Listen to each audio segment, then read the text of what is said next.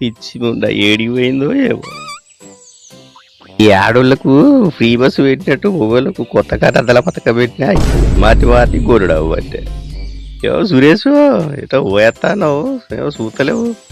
ఆ తాతకి మున్సిపల్ ఆఫీస్లో చిన్న పని ఉంటే నాన్న పోయి రమ్మంటే పోయేస్తాను కానీ చాలా రోజుల నుంచి వెళ్ళి ఈ అవ్వ గురించి అడుగుదాం అనుకున్నా. అవ్వకి ఏమైంది తాత? నా లచ్చిని యాది ఎత్తి సురేష్ ఉత్త అమాయకురాలు ఉండే లచ్చి. ఎప్పుడు చూడు దేవుళ్ళు పూజలు బొగుడు ఇల్లే పాపం. అప్పుడప్పుడు ఆ కుబటోళ్ళ షాప్కు ఒక్కటి పోతుంటే కత్తే. అయ్యో అంత అమాయకురాలు అవ్వ అయితే మరి ఏమైంది తాత అసలు?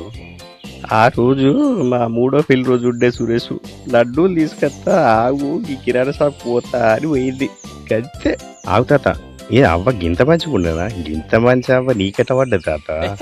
పొద్దుననగా పోయే సురేష్ ఇక అత్తది లడ్డూలు తెత్తది తిందామన్నట్టే చూస్తే నేను చీకటి అవ్వంటే రాకపాయ. మళ్ళీ చీక రాదు అగరాదు.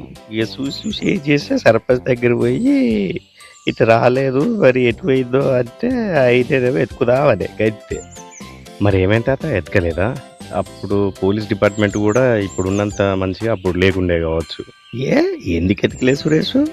ఆ రోజంతా ఊరు మొత్తం జల్లెడ పడుతుంది అయినా దొరకలే పాపం. పిచ్చి ముండ ఏడికి పోయిందో ఏమో. తెల్లారి తెలిసింది ఏంటంటే లచ్చని కనబడిన రోజే ఆ కిరాణశాల పనిచేసేటోడు కూడా తప్పిపోయిందని తెలిసింది సురేష్.